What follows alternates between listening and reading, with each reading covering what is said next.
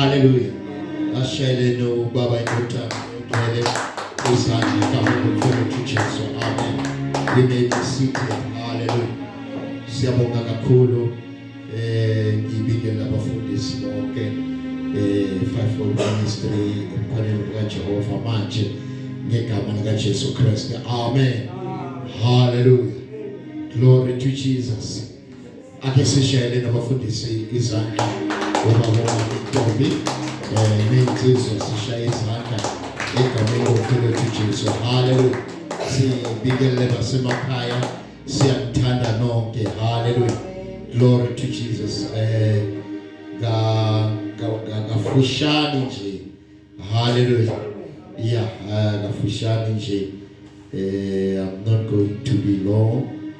Ngoba kunento nje umlayezo omncane nje bayazi nayizolo ngudlulisile umlayezo omncane angathatha isikhathi eside. Hallelujah.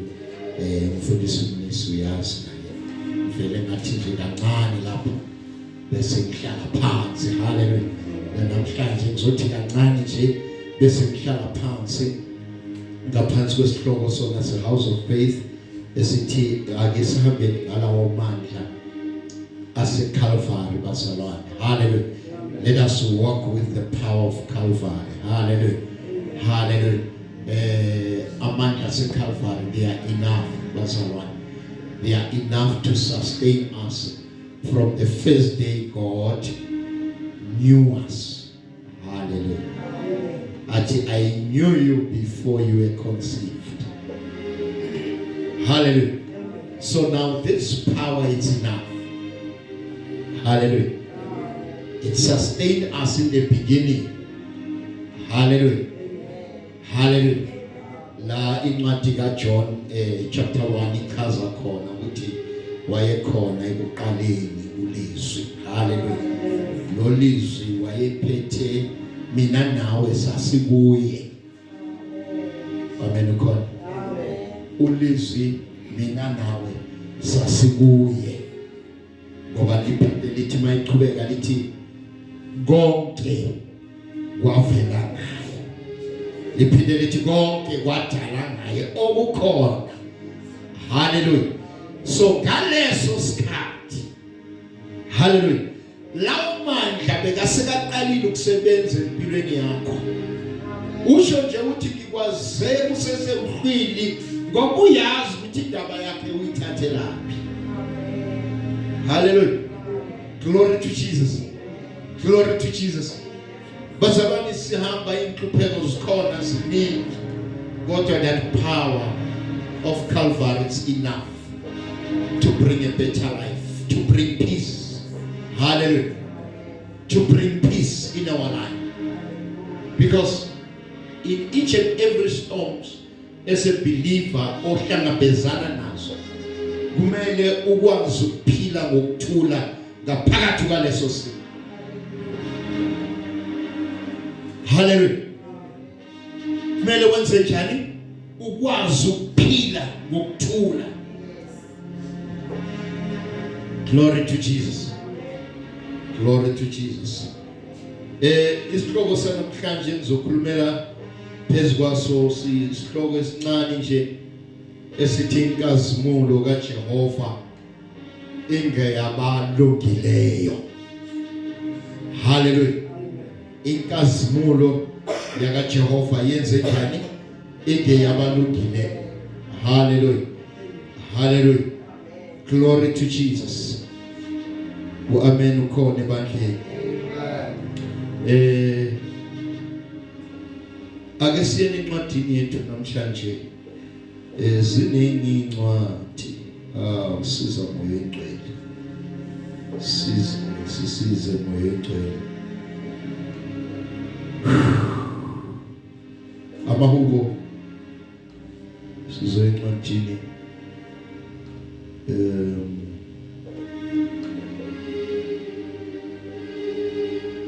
Hallelujah. Glory to Jesus.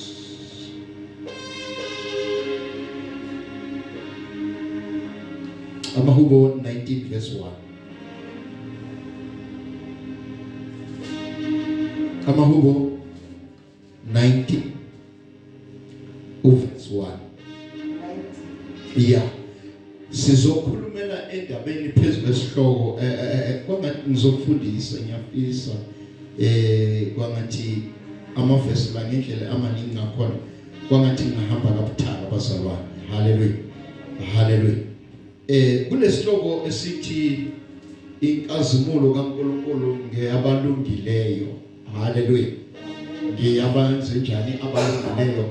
Masibheka ukuthi yini inkazimulo isho ukuthini. Inkazimulo ngamanye amagama iveza lokho esikubiza ukuthi okulungileyo emehlweni kaNkulunkulu nabantu bakhe. Hallelujah. Meaning that it is a visible perfection ebukhoneni bakhe for his own people. Hallelujah. Hallelujah. Glory to Jesus. Visible perfection of his presence. Ngamanye amagama masikhuluma ngenkazimulo kaNkulunkulu, mawumntwana kaNkulunkulu uyakwazi ukuyibona into ekhazimulisiwe. Hallelujah. Now masibheka indaba yenkazimulo ingakho ngithi kwangathi ngafundisa namhlanje. Hallelujah. Now it says when you look at God's glory for the believers, it says it is an inherited revealing.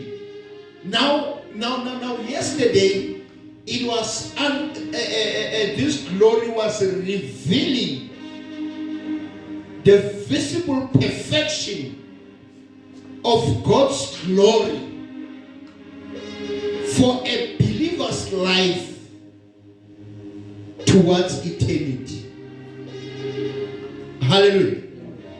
Towards eternity. So, which means it reveals the inheritance of eternity to believers. Eternity to those who accepted Christ Jesus. Last Sunday corner encwadini, I think it's John 11. John 11 is it 3 and 4? Yeah, 3 and 4. La beyikhuluma ngendaba kaLazaro lapho uthunyelwa umleza kuJesu ukuthi hambani niyomtshela ukuthi lo amthandayo. Hallelujah. In other words, ngesizulu lithi lo amthandayo, it other version, his friend is sick. Hallelujah. Kodwa uJesu akawazanga ukuthi ngaleso sikhathi receive the message aphumelele ayekhona. So now it was revealing this perfect presence of God's glory for the eternity or the eternal life of one who has accepted Jesus. Hallelujah. So today we are going to look at this perfect presence of God towards the creation, or in line with the creation. Hallelujah.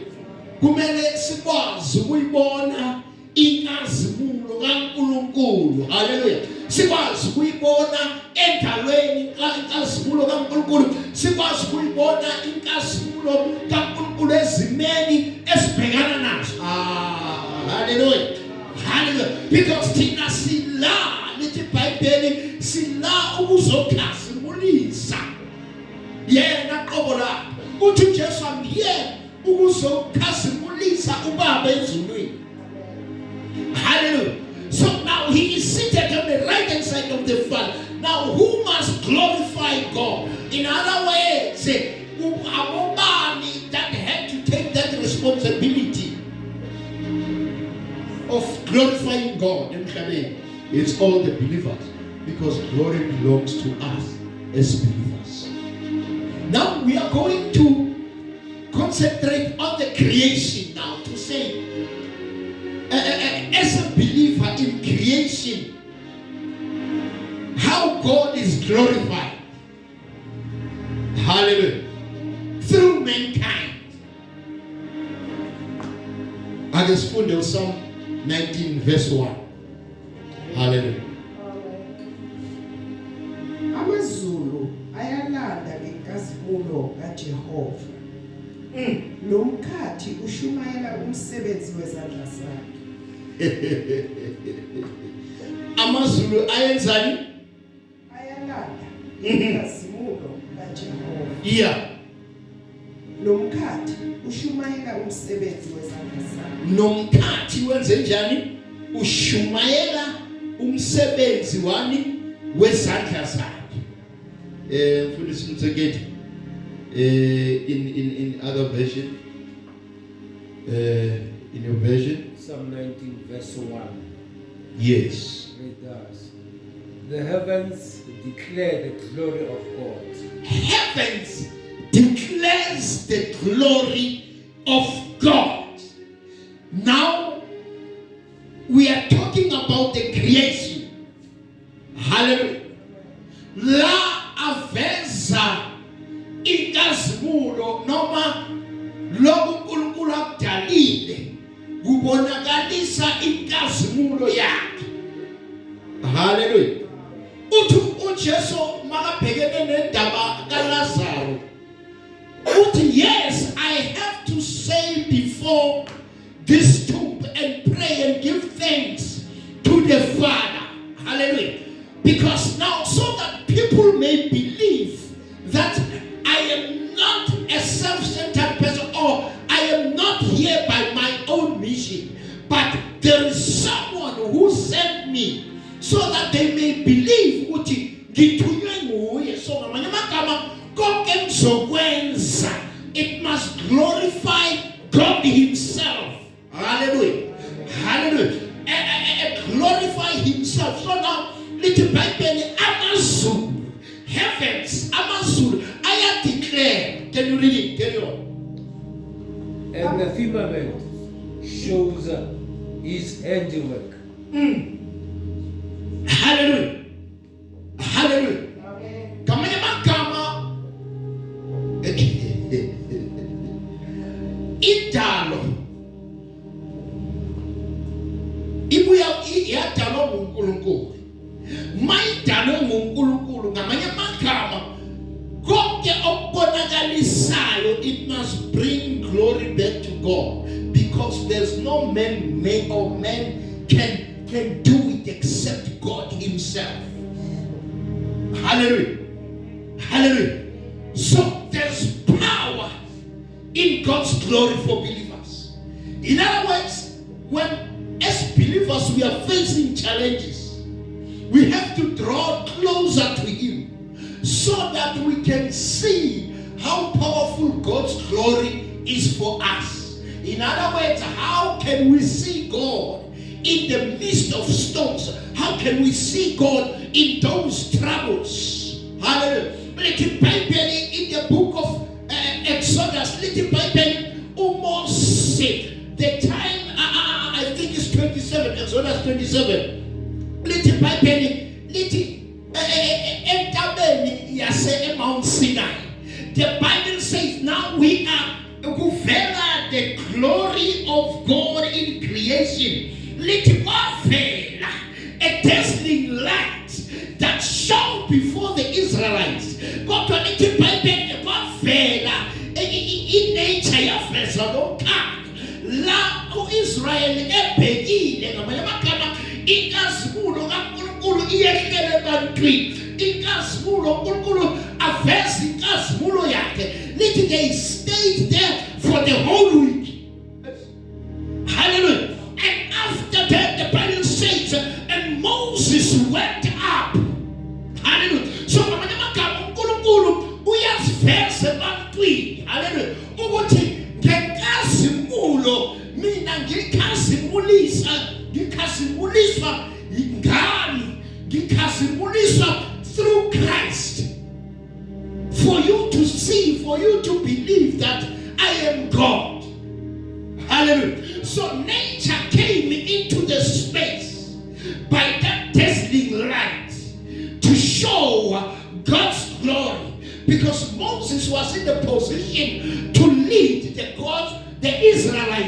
that time. Hallelujah. Hallelujah. So nature, the creation, took part to glorify. If no man has up to me, God in will glorify me. God in the seas, the oceans will sing, will give praise to me. Namaja taikani to me, because those things glorify me. Hallelujah. Hallelujah. Glory to Jesus. Those things that actually glorify me. Now, I can speak the Linda. Let it by the Israelites. I'm coming to Idaba, nature on this the theme that says glory of God is for believers. The glory of God for believers, including the inheritance that is revealed in the creation. Hallelujah. So now little Bible, remember the time of the journey of the Israelites. Little Bible, they came to the place Lapo Bakala Moses to say, Moses, imfuyo yetu ainamanzi, imfuyo yetu iyafasomile, usilethela ukuthi sizofela la ekhaya. Hallelujah. So now God has to come up. The Bible and Moses went and cried out to the Lord. So now God had to make some means to say, let this glory for those who believe in me bring forth. Let no manifest izinto ezizobakhomba ukuthi indalo nendalo ngiyaziveza uNkulunkulu kuze nikholelwe kuye uNkulunkulu. Hallelujah. So now when this thing happened with Lazarus, Jesus Christ was simply meaning to say, I am the resurrection. Hallelujah. I am the way to life. Hallelujah. So now, kubonakala abantu uNkulunkulu ngokwenze njalo ukhazimulisa indodana, ikhazimulisa ubaba kunezenzo ekumele zibonakale ebantwaneni bakaNkulunkulu, those that are waiting to say, now with this visible perfection of his presence, people may believe. Hallelujah. Hallelujah. Hallelujah. With this visible perfection, people may believe that God is alive. And therefore, after he has cried out to the Lord, then what he could what is shaya itwa. Now the creation imile phambi uNkulunkulu. uNkulunkulu udalile umuntu umile phambi uNkulunkulu. uNkulunkulu sesimeni. So usiveza namhlanje ngizothi kuwe, in whatever we are facing as God's children, those things are not there to kill you, but those things are there to reveal God's glory upon his own people, upon the believers. Allow those storms to come into your life. Allow those storms, even it can be you, even it can be in any source. God can come out ukuleso simo ebonakalise ubukhona bakhe. Now, look at this. Idwala lihleli, and no one knew or expected something out of Idwala. Hallelujah. Amen. Glory to Jesus. Amen. No one expected that God's glory at that time can pop out for one to believe that Abraham. Let me tell you, in those storms, mawusiwethu uthi umhlabeleli uqala angingedwa ushilo ukuthi angeke azange shike.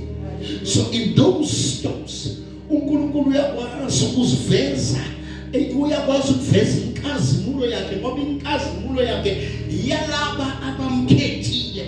There's no way that you cannot see God's glory, you cannot see God's powerful glory in your life, because in the Bible when you believe uthi Jesu uthi didn't I tell you that when you believe,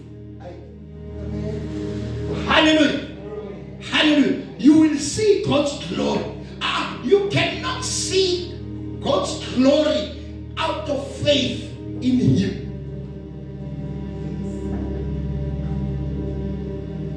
That is why people abangasindiswanga, even when God's glory iyazibonakaliza, bazokutshela ukuthi hayi okhokho sebavukile bamkhomba indlela. But for the believers, because their eyes are open, for the believers, because they knew that their God is capable of, because they are serving a mighty God, they will see no any other person, but they will see God. He got the instruction, Shaitwa, and the Bible was Shaitwa, and the water push out that miracle of itself, it glorifies God. Hallelujah. Now it was nature. God was revealing His glory to His people out of the creation, out of the nature. That look now, hallelujah. But at that time there was no one who had the spiritual eyes in the group of the Israelites to say what this means.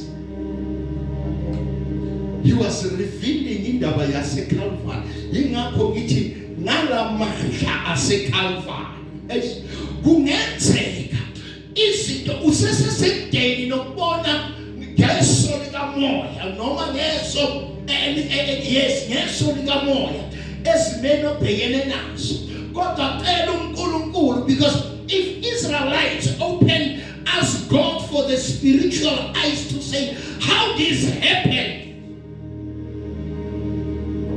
God was going to reveal to them to say, this is the preparation of Calvary. Because currently now you are facing first with your families. What I come up with Umuti, which represent the cross of Calvary, because the Bible says He was there on the cross, and when they pierced Him on the side with a spear, letting the water and the blood push out the Shavoti. Was it one on Shabelet? Was it one no Shabelet? O Kurumamoti, O Shavoti, Wapumamas, O Shavoti, Wapumimpi, Etwaleni, Elimu Cresto, Wapumimpi. Itwala elihamba letwala lahamba nalo nabo ekusukela eqaleni bekhulula kusukela bangakazala letwala bangaliboni bahamba nalo letwala base bayongena eKhanani kodwa behamba becomplain kodwa solo letwala lihamba nawo. Hallelujah, hallelujah. Letwala lisawenza umsebenzi namhlanje. Hallelujah. Even though the Bible says they rejected, some of the builders, they rejected this stone, they've rejected this cornerstone. In other words, when you reject this cornerstone, you will not see God's glory. Hallelujah. You will not see what? God's glory. I want us to check the situations esiphila ngakizo, the storms esiphila ngakizo. Abuye athi encwadini yabaseRoma, I think it's chapter 8 verse 18. Abosibhekele Romans chapter 8 verse 18. Now what I want to say to you, to say now, as believers, the glory of God is for us, and we have to glorify God by our action, because the Bible says we are the living temple of God. Are we full? Romans 8. Romans 8 verse 18. Yes. Ngokuba ngithi izinhlupheko zesikhathi samanje azinakulinganiswa nenkazimulo eyakwambulwa kithina. Ithini awuphinde? Ngokuba ngithi izinhlupheko zesikhathi samanje azinakulinganiswa nenkazimulo eyakwambulwa kithina. Now, which means perfectly so, the glory of God means the perfection of His presence. Iti angeke kulinganiswe nani? Ekulinganiswe nenkazimulo eyakwambulwa kithina. Ngeke kulinganiswe nenkazimulo eyakwambula kubobani yithina. So now all the challenges, the troubles that we are facing as believers, in other words, what the crown that God has already prepared unto us, leyo nkazimulo iyobe ingaphezu kwako konke esibhekene nako namhlanje esikhala ngayo empilweni zethu. Hallelujah. Which means the glory of God will be high above each and everything that happened. So now He is preparing to us to say, come time, because I said I am your God, yet for yesterday, today, and forever. So now this glory, there is a glory of God that is going to be revealed, but not to any other person, but for the believers. For this Hallelujah. For I consider that the sufferings of this present time are not worthy to be compared with the glory that will be revealed in us. Hallelujah. Uthi noma singahlupheka okusuzwana besithi lomhlabelelo noma singahlupheka okusuzwana nomusathane eqondu sigwinya yibo ukwazi ukuthi Jesu ungumeli uyasinqusela imihlangena yibo ukwazi ukuthi Jesu uyasinqusela imihlangena.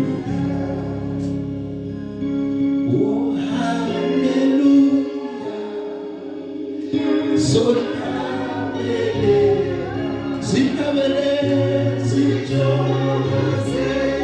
hey, hallelujah.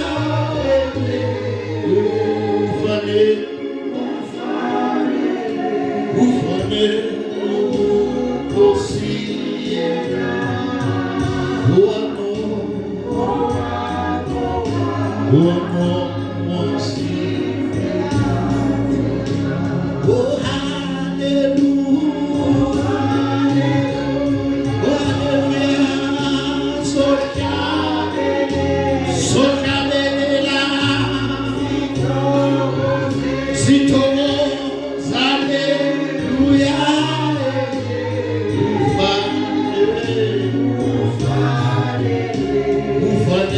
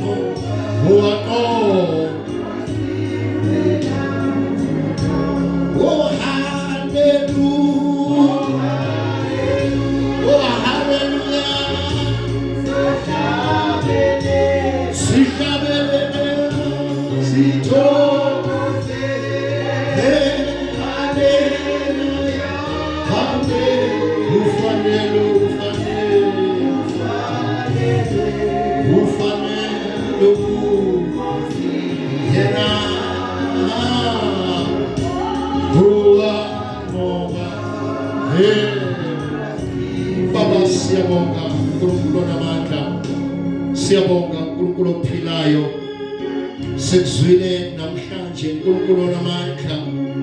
Heavenly Father, inkazimulo yakho uNkulunkulu ophilayo, lapho lithi izwi lakho indalo iyayifakazela. uNkulunkulu namandla, sikubonile uNkulunkulu ophilayo, simakade sezulu nomhlaba, vula amehlo ethu uNkulunkulu namandla, kodwa kungabi amehlo abona zamoya zangalesikhathi, kodwa sikusivule amehlo uNkulunkulu namandla ukuthi sibone le nkazimulo engeke ize ilinganiswe uNkulunkulu nako konke esidlula kiko okusiphazamisayo empilweni zethu. Baba, siyabonga namhlanje edwala namadwala sibongile uNkulunkulu namandla, simakade ukuthi noma sidlula ey'nhluphekweni Nkosi, kodwa ney'nhlupheko zikhazimulisa wena uNkulunkulu namandla, uNkulunkulu ophilayo.